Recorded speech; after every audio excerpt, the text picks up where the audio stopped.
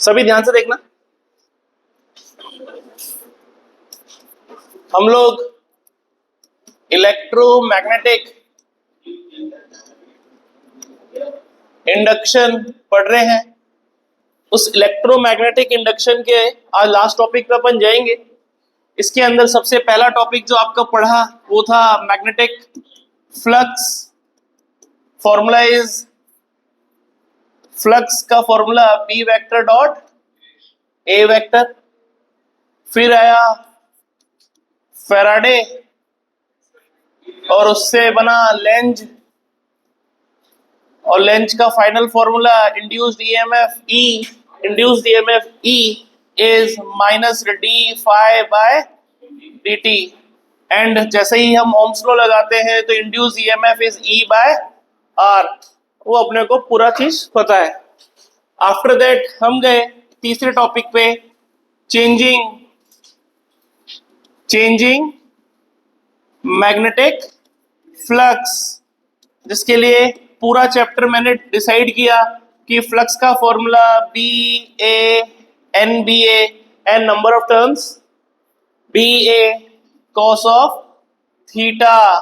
ठीक है, जब मैंने ये पढ़ाया तो धीरे धीरे हम घुस गए इसके बेसिक टॉपिक पे, जिसने मुझे बी से दिया रिलेटिव मोशन। क्या दिया? Relative motion. यानी कि अगर मैंने मैग्नेट और कॉइल का रिलेटिव मोशन छेड़ा तो ईएमएफ इंड्यूस होगा। Just because of relative motion के कारण मैग्नेटिक फ्लक्स चेंज करता है, और मैग्नेटिक फ्लक्स चेंज करने से क्या होता है? इंड्यूस्ड ईएमएफ बनता है। ए से बनाया मैंने motional EMF, not emotional, motional EMF. क्या बना? Motional EMF. ठीक है, इसके दो टाइप, एक रॉड चलती है तो क्या फॉर्मूला बनाती है ईएमएफ का? B L V. B magnetic field में एल लेंथ की रॉड वी वेलोसिटी से मूव करेगी, वो भी परपेंडिकुलर, तो फॉर्मूला जो इंड्यूस्ड ईएमएफ बनेगा बी एल वी। उसके बाद हमने रॉड को ऐसे घूमते हुए देखा तो हमने रोटेट भी करवाया। जब रोटेट करवाया सेकंड टाइप, इसके दो ही क्वेश्चन, या तो रॉड का या रोटेटिंग रॉड का। रोटेटिंग रॉड में B L square omega by 2। ये दो फॉर्मूले अगर जिसको नहीं याद हुए अभी तक वो कर ले, वरना चैप्टर का मीनिंगलेस। ओके, ये जाने के बाद फिर मैं पहुंचा अपने कॉस थीटा पे, और यहां से मैंने बनवाया आपका जनरेटर, क्योंकि उसमें थीटा बना ओमेगा टी। थीटा को कन्वर्ट कर लिया किसमें? ओमेगा टी में। फॉर्मूला बना N B A cos omega T. N B A cos omega T. बस डिफरेंशिएशन कर रहे हैं, डिफरेंशिएशन करते ही क्या मिलेगा? Induced EMF. फिर एक बार उसको डिवाइड किया आर से तो क्या मिल जाएगा? Induce current. ऑल थिंग, ये सब जो चीजें थी सारी की सारी कंप्लीटेड हो चुकी हैं। आज हम very next topic and last topic में जा रहे हैं। टॉपिक का नाम है सेल्फ इंडक्टेंस। क्या रहा है? Self inductance. क्या कहेंगे इसको? Self inductance. वेरी इंपॉर्टेंट, अच्छे से समझना। बहुत लॉजिकल है, बहुत लॉजिकल है, प्योर लॉजिकल, कोई न्यूमेरिकल नहीं, कोई कुछ नहीं, बहुत छोटे छोटे क्वेश्चन, छोटे, बस लॉजिक इतना इंपॉर्टेंट कि असर्शन रीजन का बेस्ट क्वेश्चन बन सकता है तो इससे बन सकता है। असर्शन रीजन का लॉजिकल कोई भी क्वेश्चन बनेगा इस चैप्टर से तो इससे बनेगा, इस टॉपिक से बनेगा। सेल्फ इंडक्टेंस, खुद का इंड्यूस। सेल्फ मतलब खुद का, इंड्यूस होना यानी कि कुछ प्रेरित होना, कुछ खुद के अंदर बनना। था नहीं, खुद के अंदर से ही बना, यानी कि सेल्फ प्रॉपर्टी है। ठीक है, तो हम इसकी डेफिनेशन भी लिख सकते हैं। Self property of a coil by virtue of which it opposes change in flux linked with this coil। किसी कॉइल की वो प्रॉपर्टी, तो ये क्या है? प्रॉपर्टी है। ठीक है, जैसे इनर्शिया प्रॉपर्टी होती है, हर चीज को अपन क्या बोलते हैं, प्रॉपर्टी बोलते हैं। तो किसी कॉइल की, कॉइल मतलब कि कोई राउंड मतलब इससे क्लोज लूप की कॉइल, चाहे वो स्क्वायर में हो, रेक्टेंगल में हो या सर्कल में हो, क्लोज लूप की कॉइल। तो किसी कॉइल की एक ऐसी प्रॉपर्टी जिसके कारण ये अपने अंदर से चेंज में आता है बढ़ना भी घटना भी। अगर कोई फ्लक्स बढ़ रहा है या फ्लक्स घट रहा है, ये दोनों का ही अपोज करने की जो प्रॉपर्टी अपने अंदर होल्ड करता है, that is called self inductance. Okay, तो आप देख सकते हो ये आपके पास एक कॉइल थी, ठीक है, दिस इज कॉइल। मान लो ये आपका बार मैग्नेट है, क्या छोड़ता है ये, मैग्नेटिक फील्ड छोड़ता है, ठीक है। जैसे जैसे मैं इसको क्लोज लेकर आऊंगा या दूर लेकर आऊंगा, ज्यादा पास लेकर आऊंगा तो मैग्नेटिक फील्ड इंक्रीज करेंगी, मैग्नेटिक फ्लक्स इंक्रीज करेगा। दूर लेकर आऊंगा तो मैग्नेटिक फ्लक्स कम करेगा, बढ़ेगा घटेगा, यही काम होने वाला है। तो जो फ्लक्स चेंज करेगा, तो उसके कारण क्या होगा, इसके अंदर करंट इंड्यूस होगा, खुद का करंट होगा। अब होगा क्या कि जब इसमें करंट चलेगा, तो सर आपने पहले सिखा रखा है कि जो इसमें जो करंट चला था उसका फॉर्मूला क्या है, क्या फॉर्मूला है उसका, सर 1/r माइनस का d∅dt, this is the formula of electric current, यही तो है। और जैसे ही ये काम होगा तो आप बोल सकते हो कि सर जैसे ही आप ये काम करोगे, तो according to our previous knowledge, अगर किसी कॉइल में करंट चल रहा है तो वो खुद की मैग्नेटिक फील्ड बनाता है। फॉर्मूला है B is equal to NIA, क्या याद आ रहा है, कौन से चैप्टर के अंदर, magnetic effect of electric current, वो हमने पढ़ा है। तो जब इसके अंदर करंट चलेगा खुद के अंदर, तो ये क्या खुद नहीं फेंकेगा मैग्नेटिक फ्लक्स, ये मैग्नेटिक फील्ड नहीं फेंकेगा। अरे whenever a current carrying solenoid behaving like a bar magnet, तो ये भी किसकी तरह बिहेव करने लग जाएगा, एक बार मैग्नेट की तरह। तो क्या फेंकेगा, फ्लक्स फेंकेगा, ये भी फेंकेगा, वो आ रहा था ये फेंकेगा, अपोज करेगा, उसके फ्लक्स का अपोज करेगा। तो ये प्रॉपर्टी आई, क्यों फेंक रहा है फ्लक्स, ताकि अपने अंदर से होने वाले फ्लक्स, चेंज ऑफ फ्लक्स का अपोज कर सके, ठीक है। तो ये जो प्रॉपर्टी है कि अपने अंदर से होने वाले फ्लक्स के अपोज करने की जो प्रॉपर्टी है, that is called self inductance. So हमने बोला जितना फ्लक्स आएगा it directly proportional to I, कितना करंट उसमें से बहेगा, ठीक है, क्लियर बात है। यहां ये जो फ्लक्स होगा, यहां हटाने के लिए इसको प्रोपोर्शनलिटी साइन को हटाने के लिए जो शब्द यूज होगा, that is called L I. तो फ्लक्स का फॉर्मूला क्या बन जाता है, एल आई। यहां जो ये एल आया है इसे हम नाम देते हैं सेल्फ इंडक्टेंस।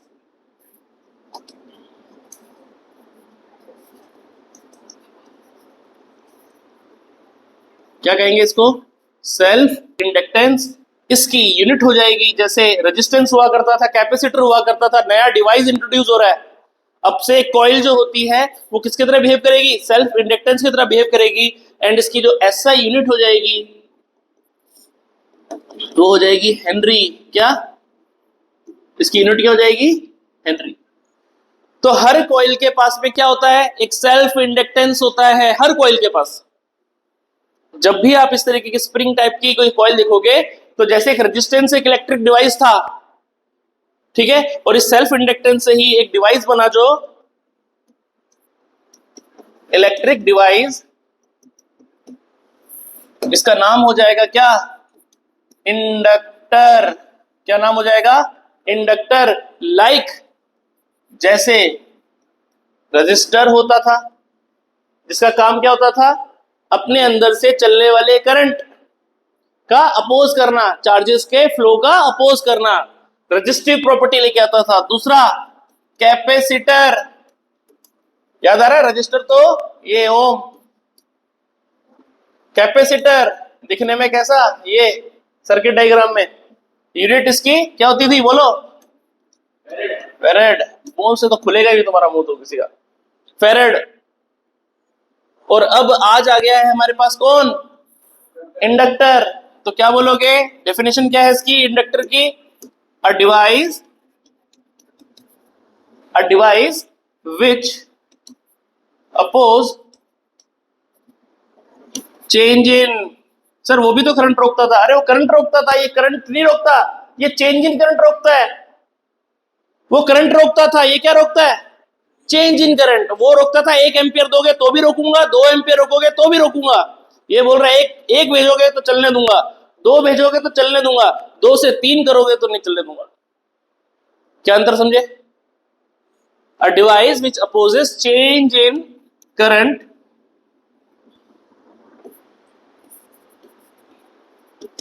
थ्रू इट, अपने अंदर से चलने वाले करंट का अपोज, चेंज इन करंट का अपोज, दोनों का अंतर समझते रहना। This is called inductor. इसका सर्किट डायग्राम जो हो जाएगा देखने में वो आप बनाएंगे कुछ इस तरीके से। This is called circuit diagram. यानी कि अगर मुझे सर्किट में कभी इंडक्टर दिखाना होगा, जैसे रेजिस्टेंस दिखाता तो कैसे दिखाता था, आपने 10th क्लास में पढ़ा है रेजिस्टेंस। अगर मुझे कैपेसिटर दिखाना था सर्किट में तो कैसे दिखाता था, ऐसे। अगर मैं इंडक्टर दिखाऊंगा आज से तो कैसे दिखाऊंगा, यूनिट क्या लिखूंगा इसकी, हेनरी। क्या हो जाएगी यूनिट इसकी, हेनरी। और होता क्या है, तो आपने समझा कि सर फ्लक्स का फॉर्मूला आपने अभी बताया एल आई होता है, तो एल का फॉर्मूला हो गया फाई बाई आई। फाई किसके इसमें नापा था मैंने, वेबर, मैग्नेटिक फ्लक्स वेबर में। तो वेबर जो हेनरी है वो कितना हो जाएगा, weber upon ampere, weber plus weber upon ampere. Clear है क्या, ठीक है।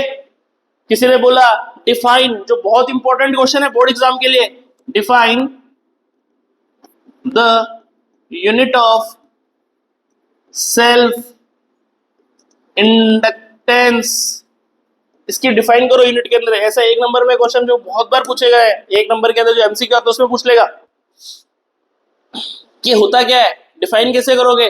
तो व्हाट अबाउट दिस, तो मैं बोल सकता हूं कि अगर आई जो है वो 1 एम्पियर है, अगर मैं किसी कॉइल के अंदर 1 एम्पियर करंट फ्लो करवा रहा हूं किसी टाइम पर, तो क्या बोलोगे कि henry, 1 henry is equal to 1 weber when 1 ampere current flowing through the circuit. Circuit में अगर 1 एम्पियर करंट फ्लो कर रहा है, उस कारण से 1 वेबर मैग्नेटिक फ्लक्स निकल रहा है, तो उसके क्या कहेंगे, 1 हेनरी। ये यूनिट निकालने का तरीका है, आपने पढ़ा है 10th के अंदर ही पढ़ा है। What do you mean by 1 joule, what do you mean by 1 volt, सब पढ़ा है आप लोगों ने, वही चीज है। तो दिस इज कॉल्ड इंडक्टर। तो जैसे ही पता चला कि सर फ्लक्स का फॉर्मूला आ चुका है एल आई, ठीक है, और यहां पे एल क्या है, सेल्फ इंडक्शन। तो हमने बोला according to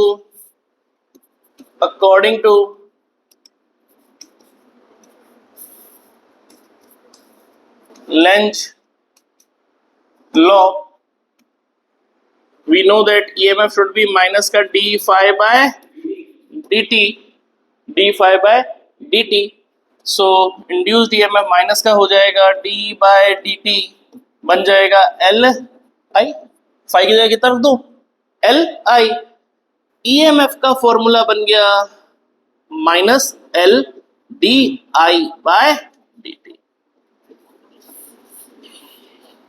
formula is minus of L D I by D T.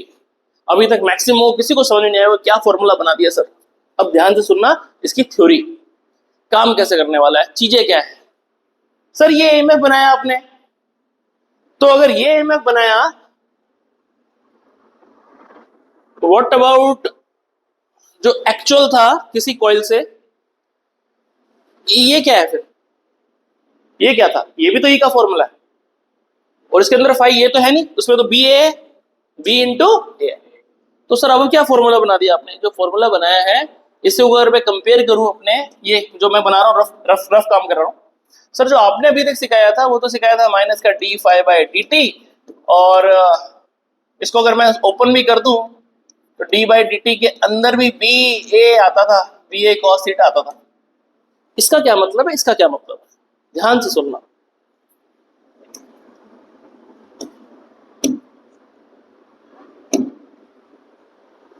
ये वो ईएमएफ है, ये वो ईएमएफ है जो आउटर कॉजेस के कारण कॉइल बनाती है।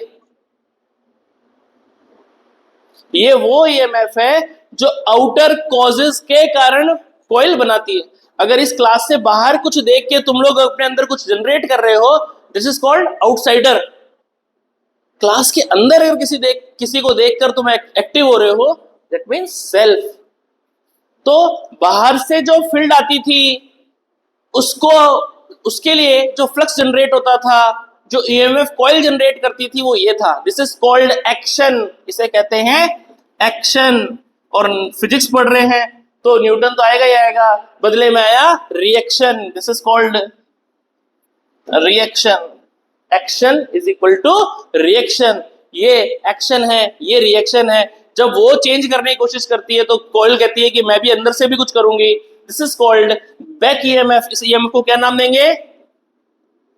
Back EMF. जैसे कि इस टेबल को अगर मैं फोर्स लगाने की कोशिश करूंगा तो एक बार ये कॉइल हिल रही है क्या? देखो, न्यूटन ने कहा था अगर किसी बॉडी पर एक्सटर्नल फोर्स लगाओगे तो वो बॉडी मूव करेगी। लो, मैंने 5 न्यूटन लगा दी, नहीं हिल रहा। 10 लगा दिया, नहीं हिल रहा। न्यूटन फेल हो गया। क्या हुआ? क्यों नहीं चल रहा ये?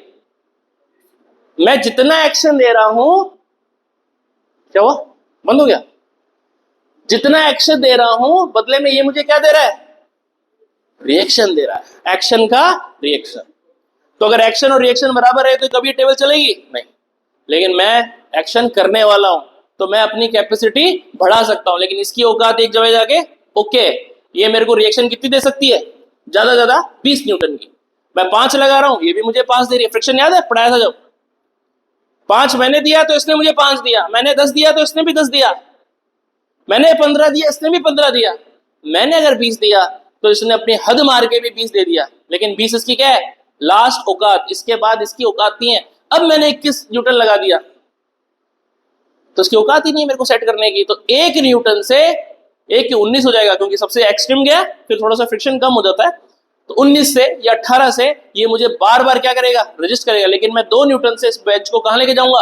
आगे लेके जाऊंगा। ऐसे ही जब यहां से एक्शन आएगा तो ये कॉइल अपने सेल्फ बैक ईएमएफ देगी। बैक ईएमएफ देगी तो पहले तो टकराव होगा अच्छा खासा, एक बार तो करंट चलेगा नहीं, लेकिन वहां से तो एक्शन आ ही जा रहा है। मैग्नेट यहां था तो बैक ईएमएफ चलने नहीं दिया, मैग्नेट और पास आ गया, मैग्नेट और पास आ रहा है, और पास आ रहा है, मैग्नेटिक फ्लक्स बढ़ता जा रहा है, मजबूरी में करंट चल गया। ये इसको रोक नहीं पाया, क्योंकि ये डिपेंड कर रहा था किसके ऊपर? एल पर। हर कॉइल का क्या होता है? एक सेल्फ इंडक्टेंस होता है। तो यहां पे ये भी समझ सकते हैं, self inductance of coil depends. किस किस पर डिपेंड करता है? पहला, नंबर ऑफ टर्न्स। किस पर डिपेंड करता है?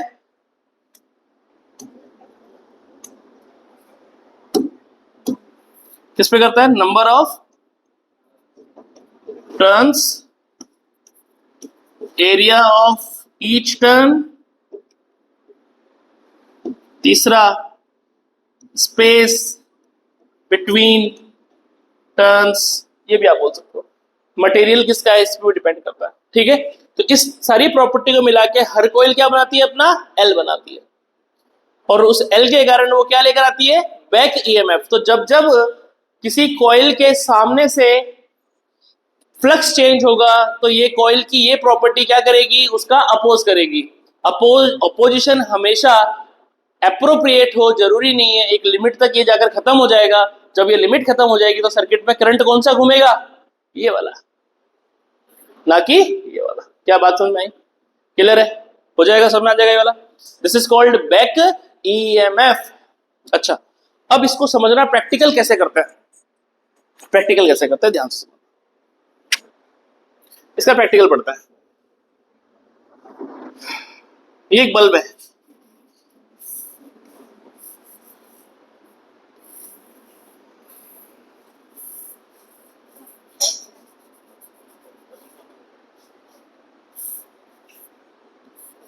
ये मैंने उसमें क्या लगा दिया? एक कॉइल लगा दी, ठीक है।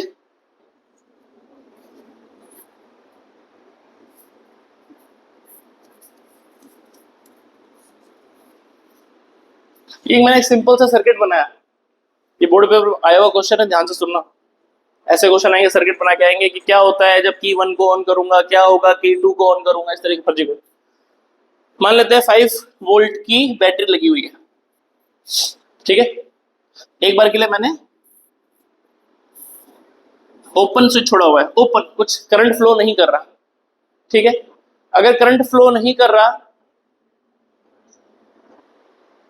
हो जाए,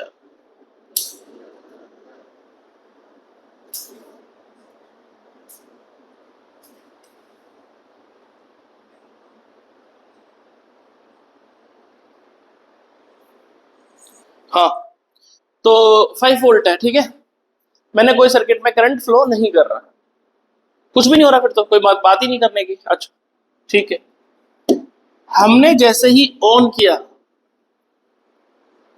करंट क्या करेगा, जाएगा, जाएगा, यहां जाके पूछेगा कहां जाऊं, यहां जाऊं या यहां जाऊं, है ना, दो जगह।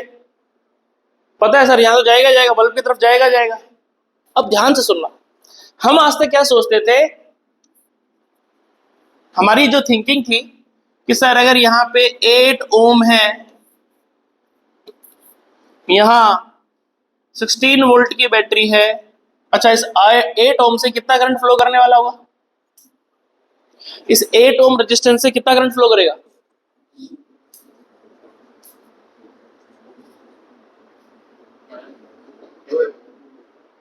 अबे तो इतना तुमको मारता वारता भी नहीं हूं जितना डर के बात कर रहे हो, है।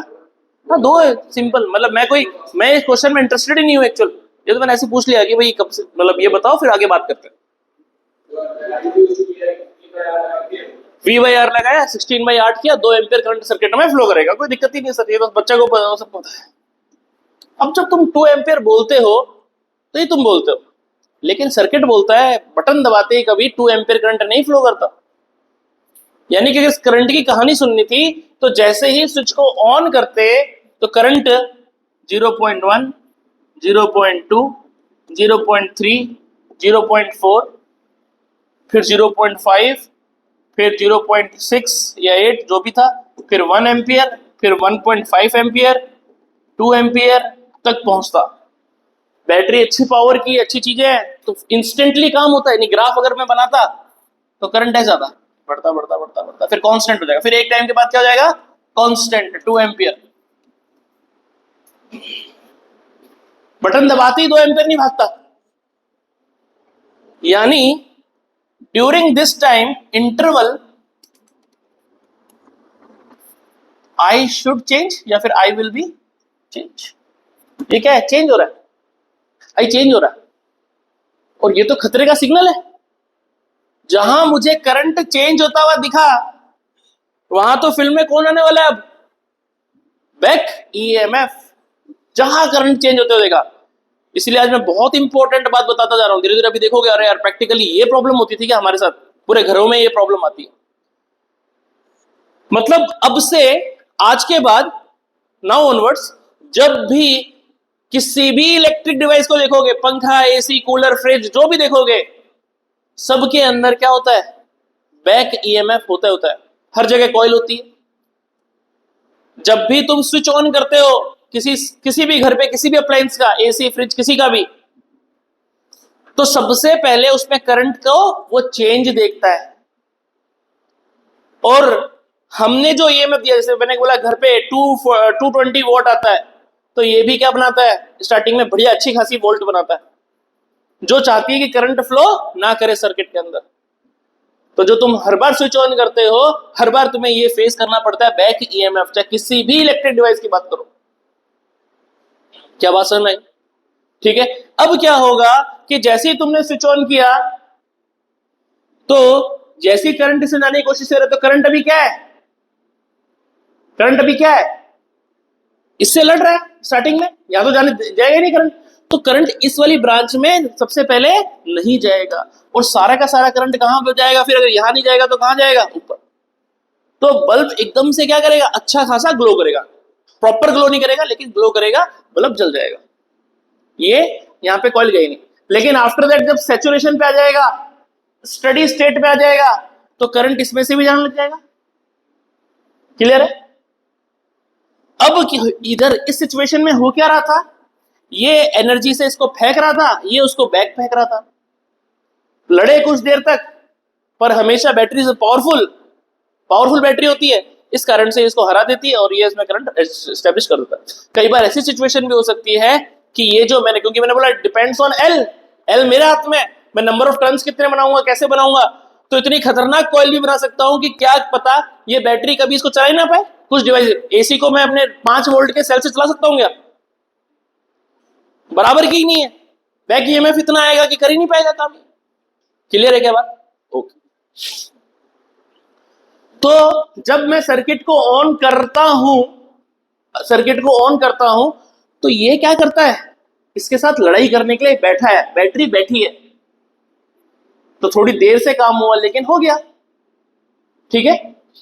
लेकिन अब मैंने क्या किया, सर्किट से जब इसको मैंने ऑफ किया, जैसे ही मैं सर्किट से ऑफ करूंगा बैटरी को, तो लड़ाई करने के लिए बैठा है क्या?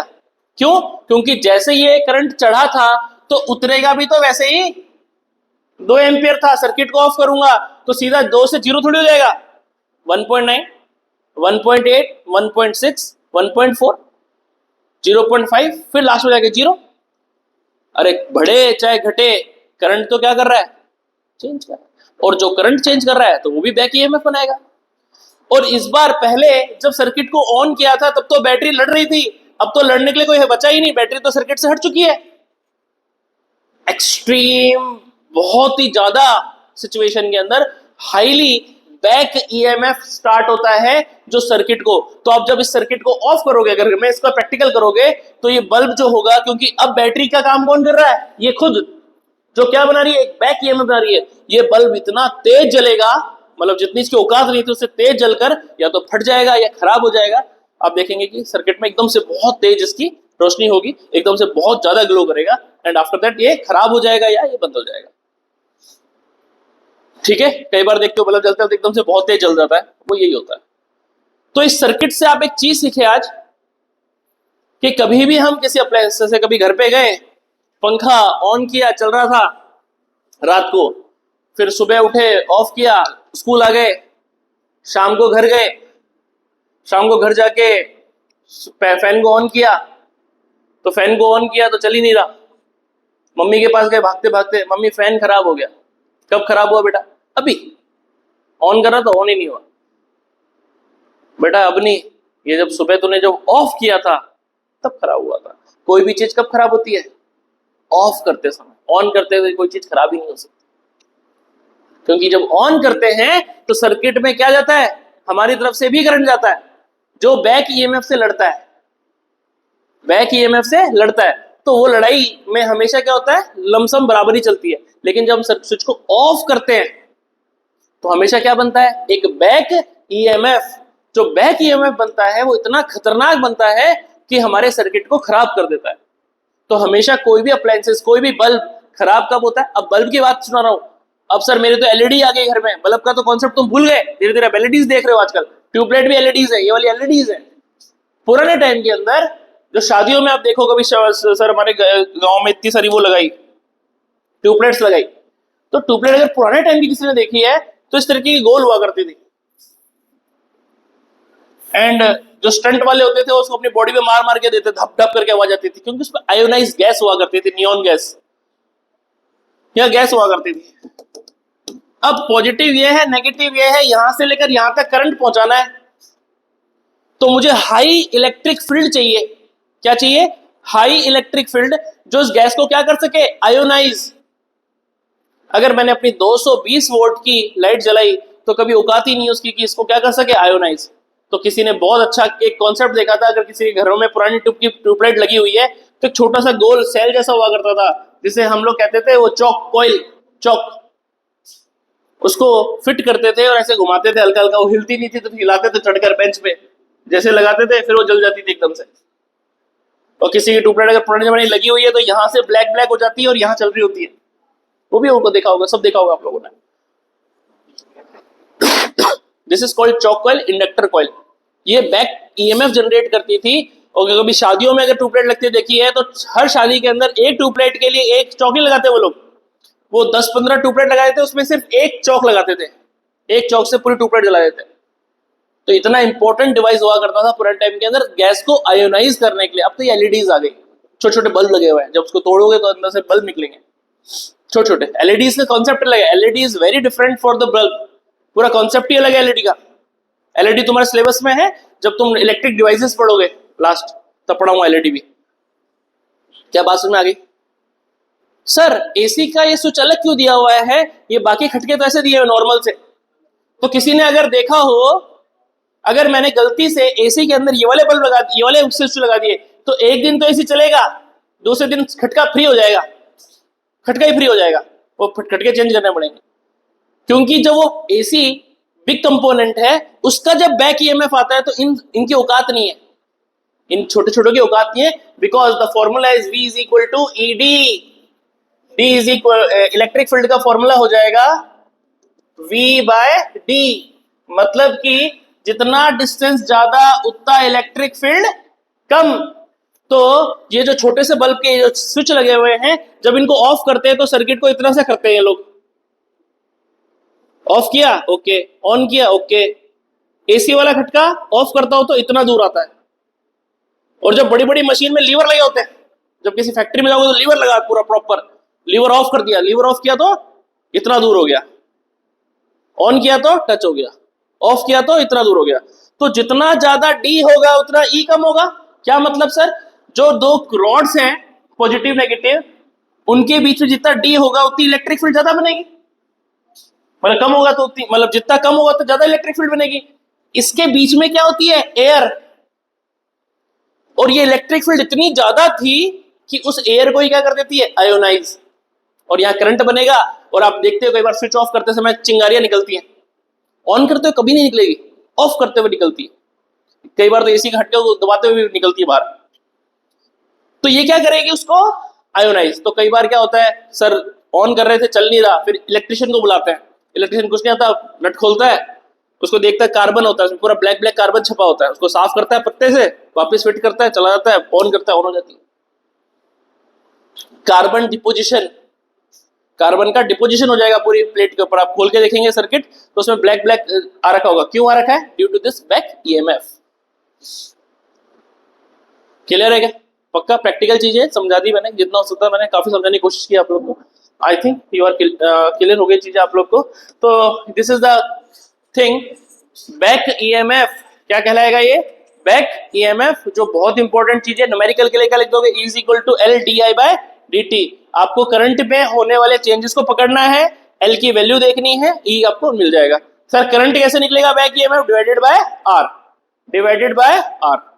क्या बात समझ में आ गई? क्लियर है? पक्का? ओके सर, आगे आगे चलिए। कॉम्बिनेशन ऑफ इंडक्टर, इंडक्टर के कॉम्बिनेशन, डिवाइस है, डिवाइस का तो यूज करना है, तो डिवाइस करना है तो फिर से कॉम्बिनेशन। तो कॉम्बिनेशन कैसे होंगे? Series combination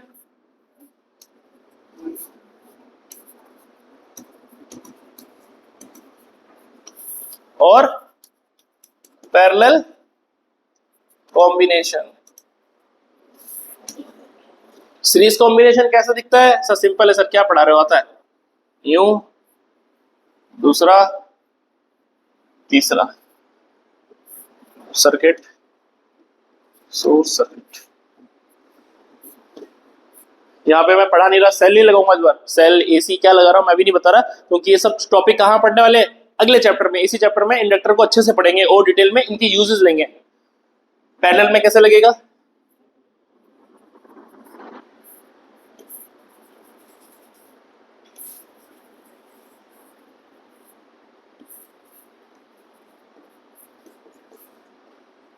okay, this is called L1 L2 L3, L1 L2 behaving like a resistance। so इसका इक्विवेलेंट कितना हो जाएगा?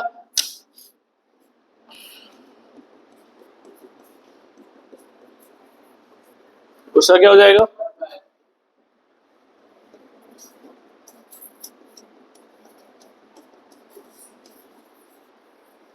क्लियर है क्या? सबको समझ आ गया? इस तरीके से इनके फॉर्मूले यूज करने हैं। अगर कभी सीरीज पैरेलल में दिख जाएगा तो अपन इस तरीके से उसको यूज करेंगे। सीरीज में रेजिस्टेंस की तरह जाएंगे इस तरीके। Very important topic called energy. क्योंकि सीधी सी बात है, पावर कंडक्ट कर रहा है, इतनी सारी चीज रख रहा है, तो सीबीएसई का बहुत फेवरेट टॉपिक बोर्ड एग्जाम्स के डेरिवेशन के अंदर, energy stored in a inductor. किसी इंडक्टर में कितनी एनर्जी स्टोर होती है? ठीक है, ध्यान से सुनना।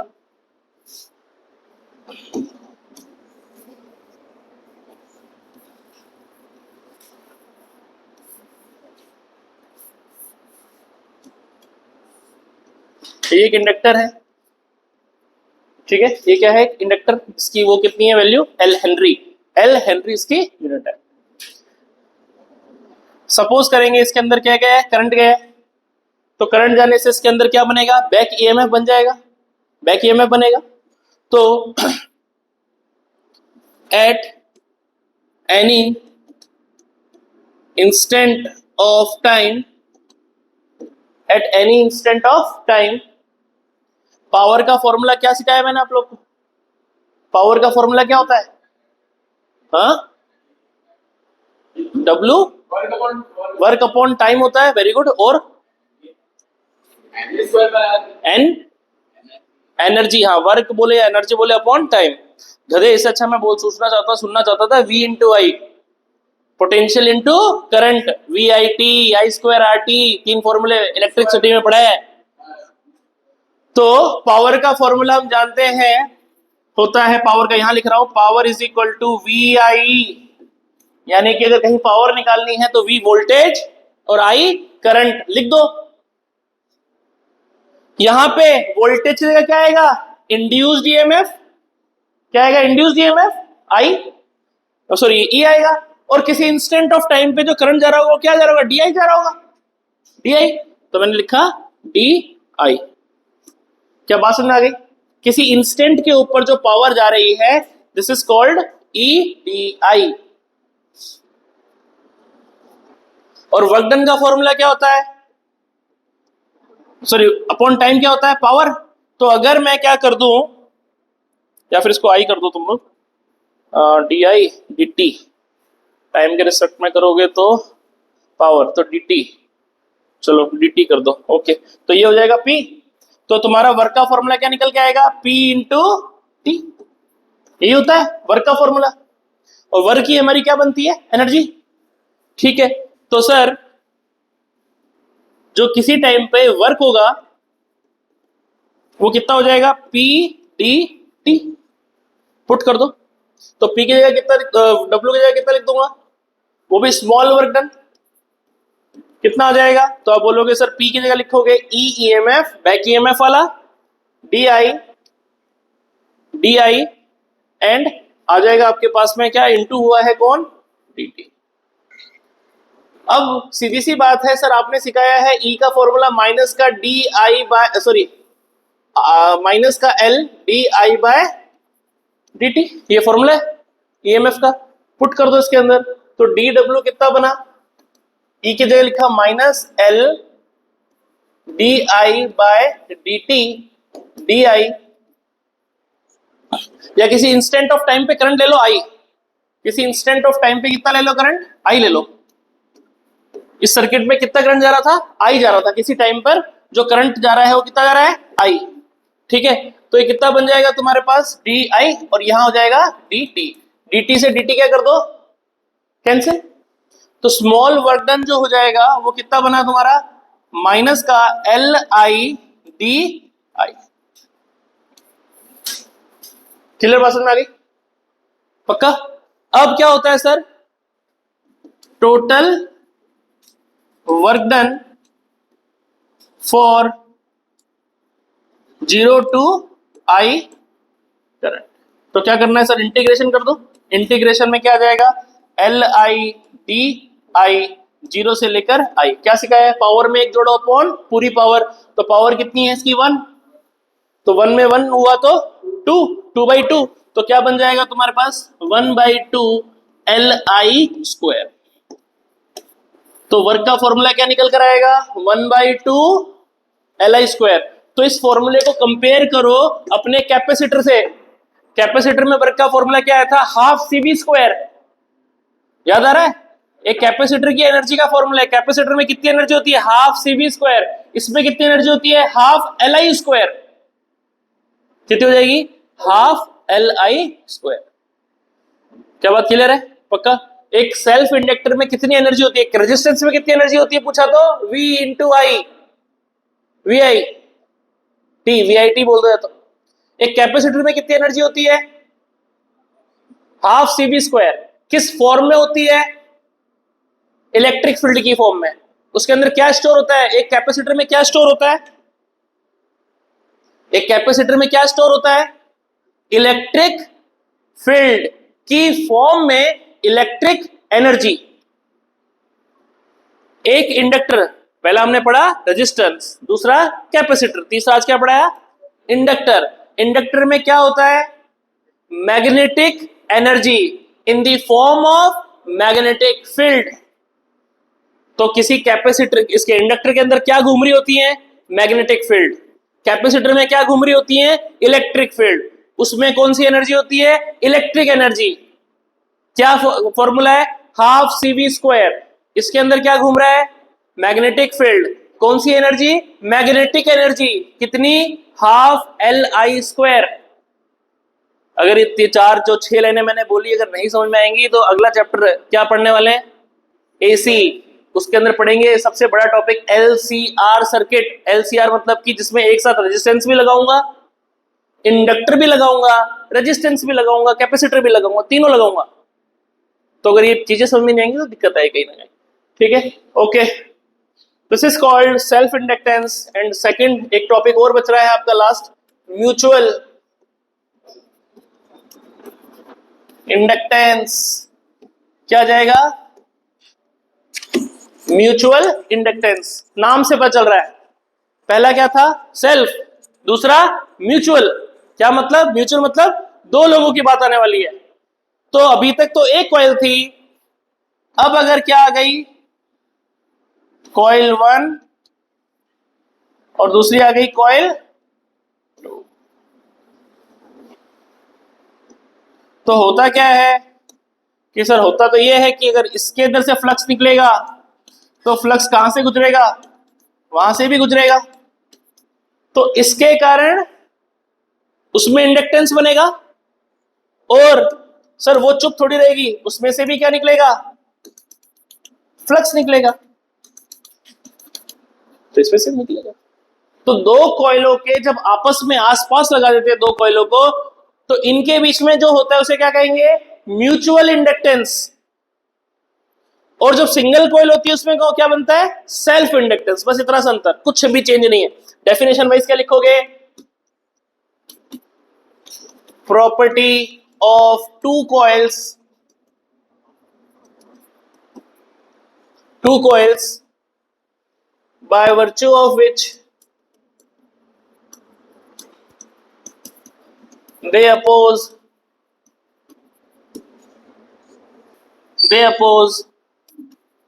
change in current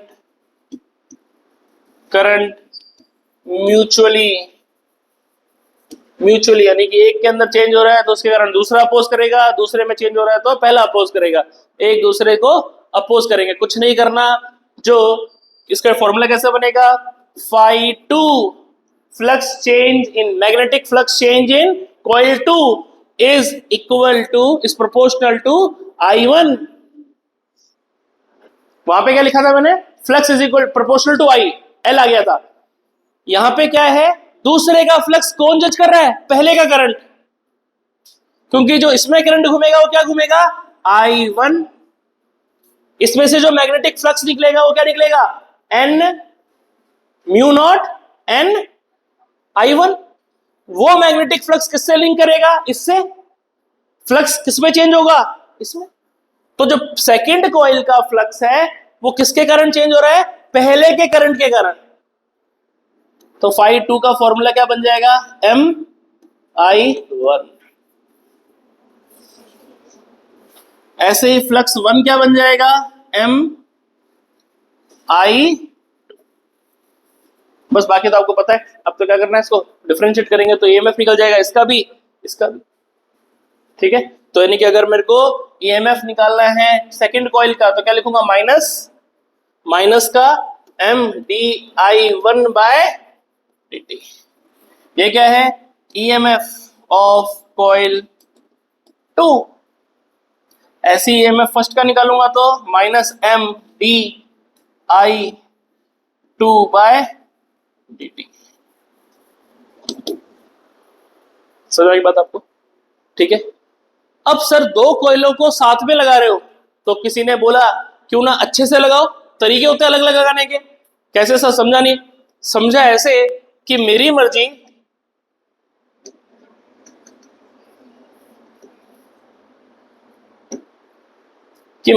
कि मैं कॉइल को ऐसे, एक कॉइल को ऐसे लगाऊं, दूसरी कॉइल को ऐसे लगाऊं, पहला कॉम्बिनेशन।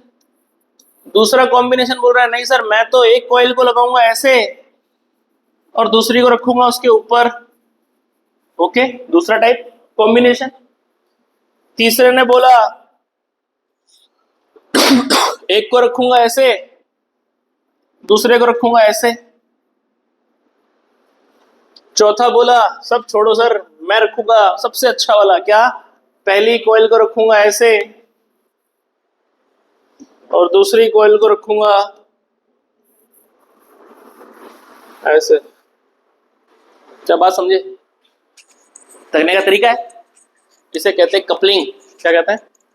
कपलिंग। दो कॉइल को कैसे कपल करना है कि टू इम्प्रोवाइज द रिजल्ट्स। मेरा रिजल्ट कब अच्छा आएगा?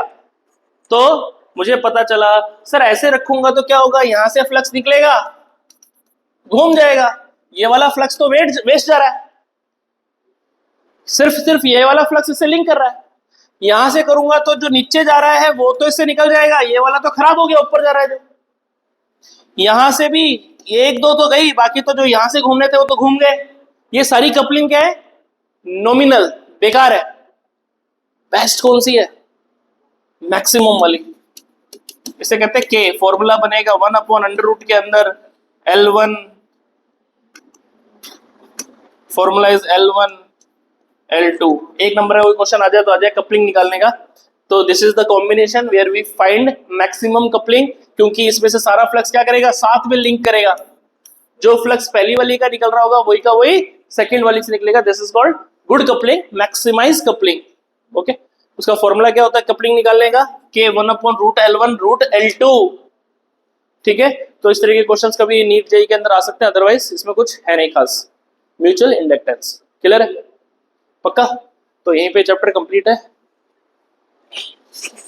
सो कंप्लीट करो।